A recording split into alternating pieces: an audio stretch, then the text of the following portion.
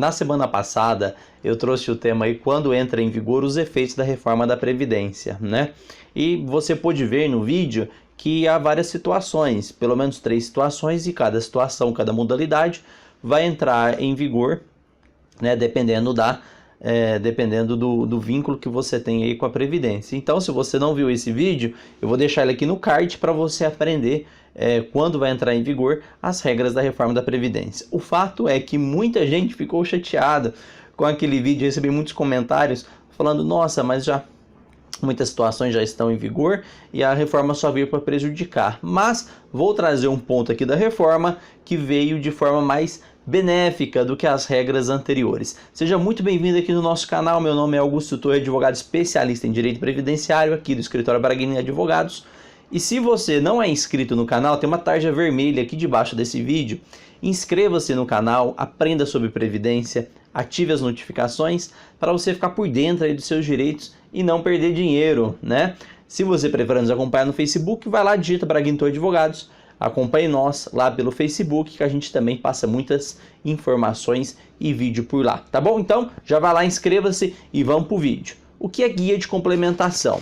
É muito comum segurados da Previdência Social, principalmente contribuintes individuais, acabarem pagando contribuição errada.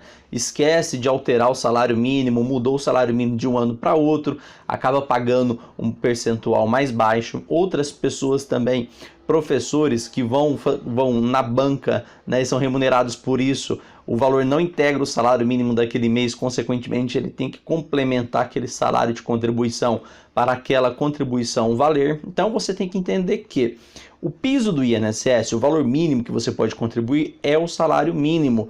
Foi assim durante vários anos e ainda é assim, mesmo com a reforma da Previdência, ainda estabeleceu como mínimo o salário mínimo. O fato é que muitas pessoas pagam abaixo desse valor de salário mínimo por não saber ou pagam uma alíquota errada. Por exemplo, ela não sabia que o MEI não pode aposentar por tempo de contribuição, para isso tem que pagar uma complementação de guia e consequentemente chega lá e fala, nossa, vou ter que pagar essa diferença? Como funciona isso? Como é feito?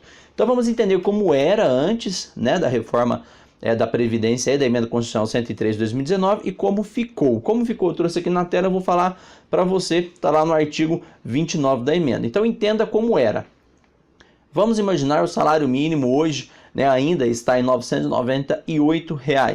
Você, contribuinte individual, esqueceu de reajustar o salário mínimo, esqueceu disso, e os meses de janeiro, fevereiro, março e abril acabou pagando sobre R$ 900. Ou seja, faltou a contribuição sobre os R$ 98.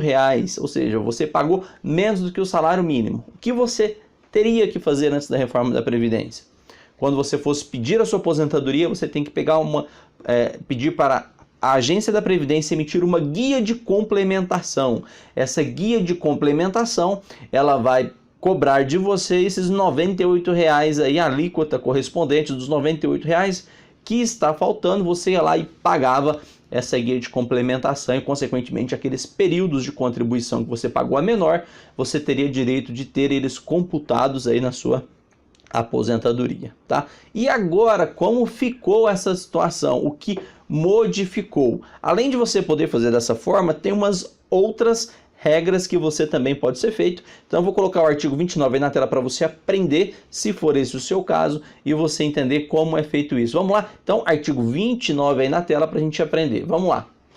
Então, a emenda à Constituição 103 de 2019, pessoal, embora tenha trazido várias coisas prejudiciais, sem dúvida, né? Alguns pontos ela acabou acertando aí. Então vamos lá ler o artigo 29. Ele diz o seguinte: até que entre em vigor lei que dispõe sobre o parágrafo 14 do artigo 195 da Constituição, o segurado que, no somatório de remunerações auferidas no período de um mês, ou seja, se a contribuição dele daquele mês receber remuneração inferior ao limite mínimo mensal do salário de contribuição, ou seja, se ele pagou abaixo do salário mínimo, o que ele pode fazer para computar isso como tempo de contribuição?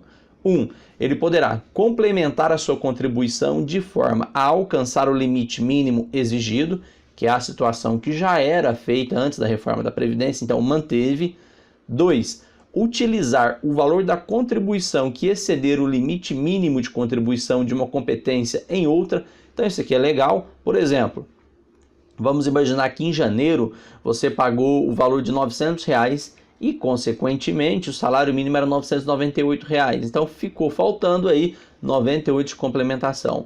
Mas acontece que lá no mês de março do mesmo ano, você ganhou R$ 2.000. Então, você pode pagar o limite que excedeu dos R$ 2.000 e incluir na competência de janeiro, ao invés de pagar a guia de complementação. Essa é a possibilidade.